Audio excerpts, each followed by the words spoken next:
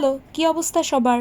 আজ শনিবার। আজকের এই গরমের পরেও তোমরা যারা সামার লাভার আছো তোমাদের সালাম, আদাব আর নমস্কার। আর ময়মনসিংহে আজকে এত পরিমাণে রোদ উঠেছে, আর কি পরিমাণ যে রোদের তাপ। আর এই মুহূর্তে তোমরা যারা আমার ভিডিওটা দেখছো তারা বলে ফেলো তো, তোমাদের এলাকাতেও কি ঠিক সেম পরিমাণে আজকে রোদ উঠেছে, নাকি তার থেকেও বেশি রোদ উঠেছে, তার থেকেও রোদের বেশি তাপ? আজকে এত রোদের তাপ, রোদের তাপে তো ওষ্ঠাগত অবস্থা সবার।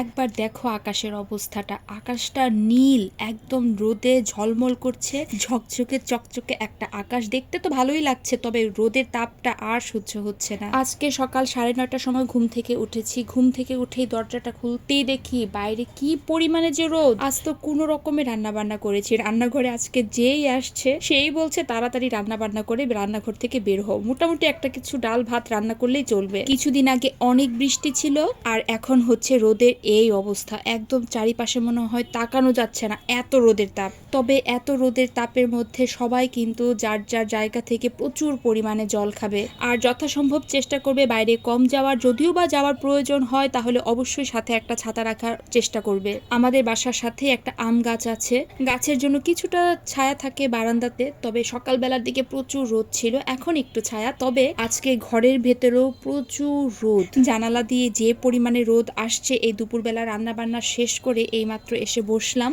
আমার এই ছোট আর এলোমেলো ঘরের এই জানালা দুটো দিয়ে প্রচুর পরিমাণে রোদ আসে দুপুরবেলা। আমি একটা কথা কিছুতেই বুঝি না, আমরা যখন ছোট ছিলাম, যখন স্কুলে পড়তাম, তখনও তো ঠিক সেম লেভেলেরই রোদ ছিল, গরম ছিল, কিন্তু তখন না রোদের তাপটা না কখনোই এতটা গায়ে লাগেনি, এতটা গরম মনে হয় না অনুভব করেছি।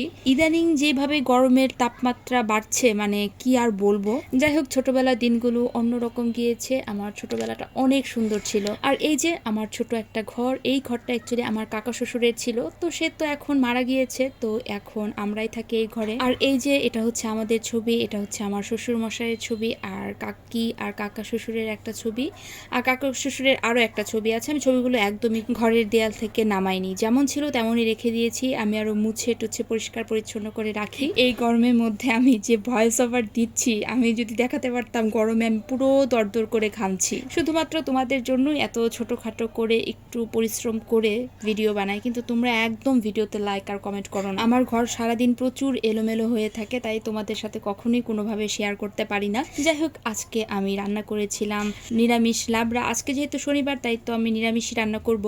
আর তার সাথে ছিল মটর ডাল আর চাল কুমড়ার খোসা দিয়ে আলু ভাজি। একদম খুবই সিম্পল রান্না বান্না করেছি, তবে প্রচুর গরম ছিল আজকে রান্নাঘরে। যাই হোক, আজকের এই ছোট ভিডিওটা আমার এই পর্যন্তই। সবাই ভালো থাকবে, আর আমার ভিডিওটা ভালো লেগে থাকলে অবশ্যই লাইক আর কমেন্ট করবে। আমার ভিডিওটা কারা কোন জায়গা থেকে দেখেছো অবশ্যই কমেন্ট বক্সে জানাবে। তো আজকের ভিডিও এইখানেই, সো টাটা।